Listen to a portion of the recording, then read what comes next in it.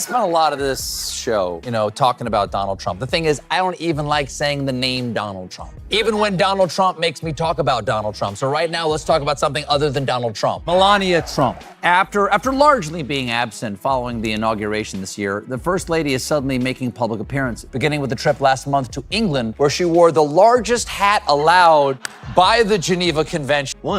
At first, everything felt routine. The band played. The lights were bright, the applause was warm and automatic, like any other late-night comfort ritual. Then Stephen Colbert walked to the desk, sat down, looked into the camera, and calmly reminded everyone that America was now weeks deep into a disaster that was never supposed to be called a war, never supposed to drag on this long, and somehow still had no ending anyone could explain without tripping over their own excuses. The audience laughed, but it wasn't loose laughter. It was tight, cautious. They knew where this was heading. Colbert said Donald Trump wanted the country to believe he was still the strongman at the center of everything, the fearless commander rearranging the world like chess pieces. But with each passing day, the story looked less like strategy and more like panic badly disguised with stage lighting. Then Colbert began stacking the evidence. Blocked shipping lanes, rising oil prices, the shockwaves spreading outward while Trump continued speaking as if he were starring in his own heroic movie trailer. Colbert pointed out how the gas spike was landing squarely on ordinary people, while Trump talked like the hardship itself was proof of greatness. The most painful part, Colbert said, was how familiar the routine had become. Trump creates chaos. Trump renames the chaos.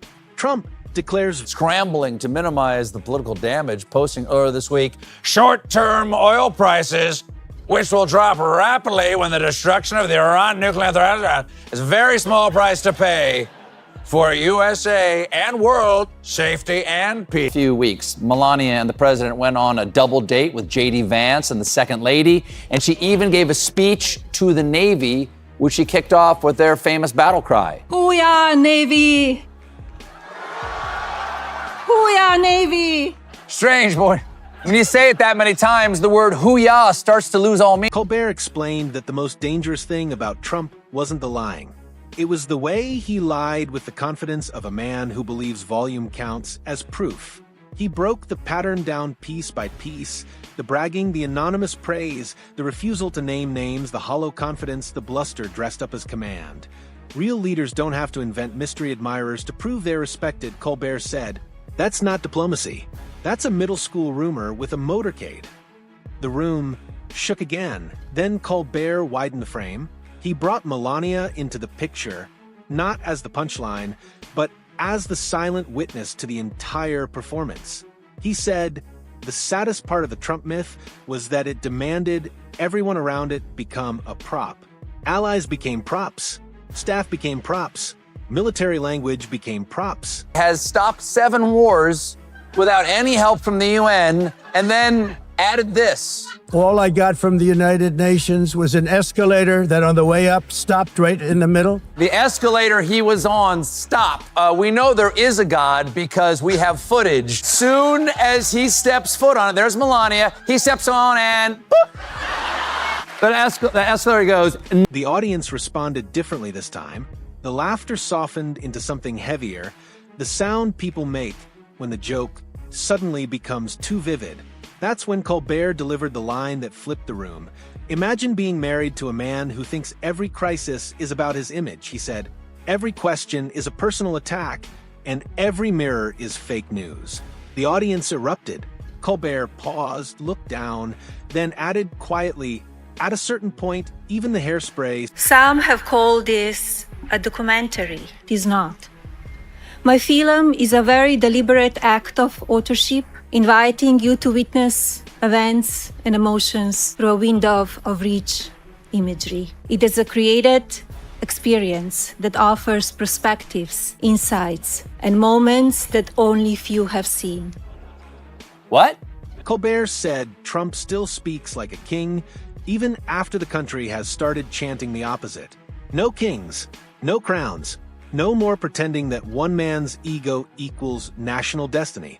Trump can't handle that shift, Colbert argued, because the entire act depends on being feared. and fear starts dying the moment people begin laughing at the costume. That's what really scares him, Colbert said. Not protest, not criticism, recognition. He lowered his voice, because once people recognize the act, the wig starts slipping.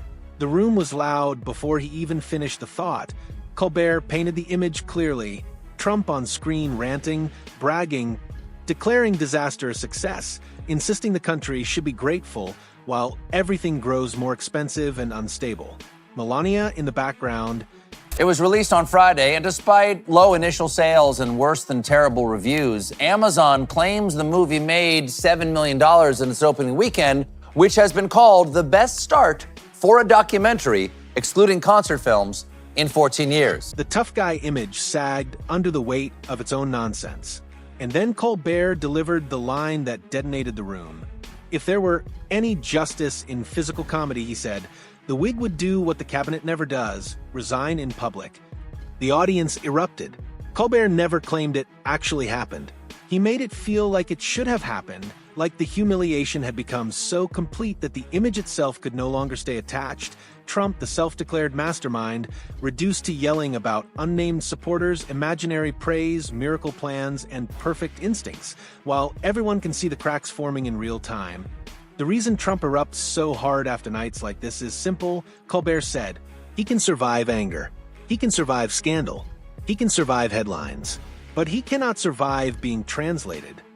Once someone strips away the volume and turns the performance into plain language, the emperor stops looking terrifying and starts looking ridiculous. Colbert closed by staring straight into camera. Trump keeps trying to sell America the image of a king. But kings don't beg unnamed friends for validation.